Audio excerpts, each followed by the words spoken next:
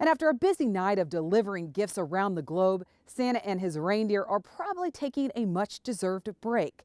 And with his sleigh probably in the shed. After all, that is his preferred way to travel. And one man has devoted part of his life to preserving it. Andrew McCrae takes us to the Sleigh Works. Bill Engel remembers attending a sale 22 years ago when some old sleighs were being sold. But what he remembers most is what the winning bidders did with those sleighs. I said, "What are you doing?" I said, that's history there.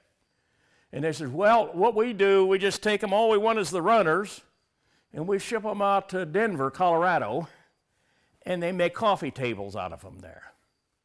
Bill did not like the answer they gave him, so he made a decision on the spot about what he intended to do.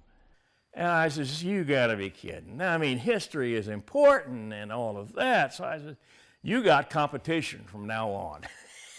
So for the past 2 decades, Bill has been buying sleighs and bringing them here to tiny Denver, Missouri, where he owns most of the old buildings around the square and has filled them with sleighs. How many, you ask? I'm going to say roughly, in various conditions, is 300 or thereabouts.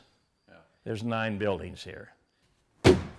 People are always asking if he's working to restore all that he buys. He reminds people that he's over 80 years old. He still farms, and there's only so much time in one's day, so he does what he can. He enjoys writing about their history and sharing stories with those who make an appointment to stop by, free of charge. This one here, I know, was a mail carrier. There, it has the brass mail carrier. Of course, all of the RFD mail carriers, they made their own or had their own sleighs, much like today. A walk around these buildings reveals a multitude of shapes and styles of sleighs. There are sleighs that carried school children. Others carried doctors. Some were fancy. You know about the rumble seat in a car.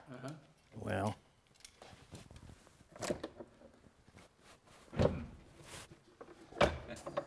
how's that look? Yeah. That is a rumble seat. Bill believes he has the largest collection of sleighs in the country. Probably the oldest one here. He doesn't sell them, except to a museum on occasion. His purpose is to share the history with others. I'm saving them right now, is what I'm trying to do. What happens to them, I don't know. Today, what most of us know about sleighs is from Santa Claus. And while we figure Santa does know what he's doing, if he runs into any trouble, he'll probably call Bill first.